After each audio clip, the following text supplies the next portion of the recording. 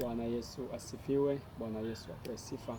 Nasema kumshukuru Mungu kwa ajili yako. Nasema kumshukuru Mungu kwa neema na kwa kibali tena alichotupa siku hii ya leo. Nataka tujifunze somo moja linalosema kwamba kile unachokipitia kinakuwa kikubwa kwa sababu umekipa nafasi ya ukubwa. Ugonjwa unaopitia umekuwa mkubwa kwa sababu umeupa nafasi ya ukubwa. Changamoto unayopitia imekuwa ni kubwa kwa sababu umeipa nafasi ya kuwa na ukubwa. Maadui zako wamekuwa na nguvu kwa sababu umewapa nafasi ya kuwa na nguvu. Kwa ni laiti ungejua kwamba au unaopigana nao wamekuwa na nguvu kwa sababu umewapa nafasi ya kuwa na ukubwa, au wamekuwa na nafasi ya ukubwa kwa sababu umeshindwa kujua ni nani anapaswa kupigania. Hebu tukasome kwenye kitabu cha Yoshua 23 pale mstari wa 10. Nao nasemaje? Mtu mmoja miongoni mwenu atafukuza watu wangapi? 2,000. Maana Bwana ndiye atakayewapigania. Maana Bwana Mungu ndiye atakayewapigania kama alivyowaambia. Mtu mmoja atafukuza watu 2,000.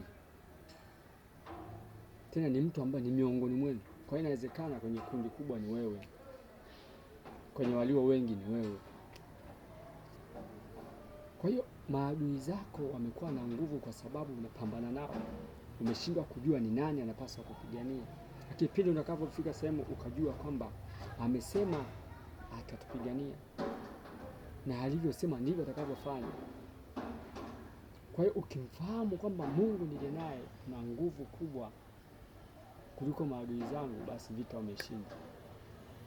Sehemu utakapojua kwamba Mungu ndiye anayeweza kumponya, ndio sehemu utakapokuwa umepona.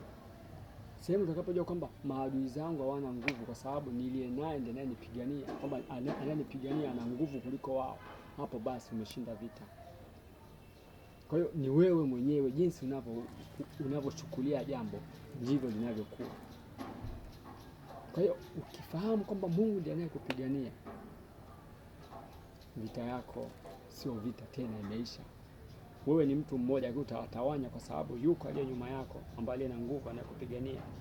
Kwa hiyo vita tunashinda kwa sababu yupo Mungu anayetupigania na amesema yeye atatupigania.